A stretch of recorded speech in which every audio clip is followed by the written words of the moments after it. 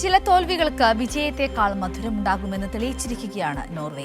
ലോകകപ്പ് ക്വാർട്ടർ ഫൈനലിൽ ഇംഗ്ലണ്ടിനോട് പൊരുതി വീണെങ്കിലും കളി തോറ്റ തങ്ങളുടെ പ്രിയപ്പെട്ട ഫുട്ബോൾ നായകന്മാരെ ആഘോഷത്തോടെയാണ് രാജ്യം വരവേറ്റത്. കളി തോറ്റെങ്കിലും കളിക്കളം കീഴടക്കിയ തങ്ങളുടെ ധീരപുത്രന്മാർക്ക് നോർവേ നൽകിയ ആദരം ആ ടീമിന് തങ്ങളുടെ രാജ്യത്ത് നിന്ന് ലഭിച്ച ഏറ്റവും വലിയ ബഹുമതിയാണ്. Team Norway, welcome home.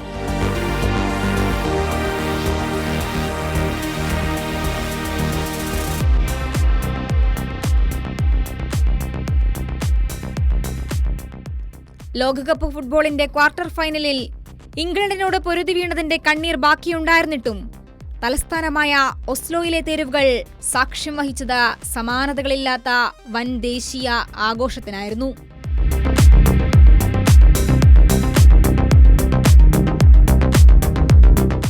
ഒരു ലക്ഷത്തിലധികം വരുന്ന ആരാധകരാണ് തങ്ങളുടെ ഹീറോകളെ വരവേൽക്കാൻ തെരുവുകളിൽ ഒഴുകിയെത്തിയത്.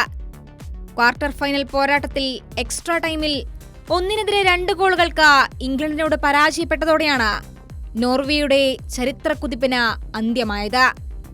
സെമി ഫൈനൽ എന്ന നോർവേയുടെ സ്വപ്നങ്ങൾ തകർന്നടിഞ്ഞെങ്കിലും രാജ്യത്തിനായി പോരാടിയ വീരന്മാരെ നെഞ്ചേറ്റാൻ നോർവീജിയൻ ജനത മറന്നില്ല.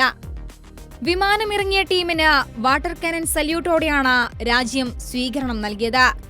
തുടർന്ന് പ്രധാന തെരുവായ കാൾ ജൊഹാൻസ് ഗേറ്റ് വഴി ഹോം കമ്മിങ് പരേഡും കൊട്ടാരത്തിലെത്തിയ ടീമിനെ ഹാരാൾഡ് രാജാവ് സ്വീകരിക്കുകയും ചെയ്തു.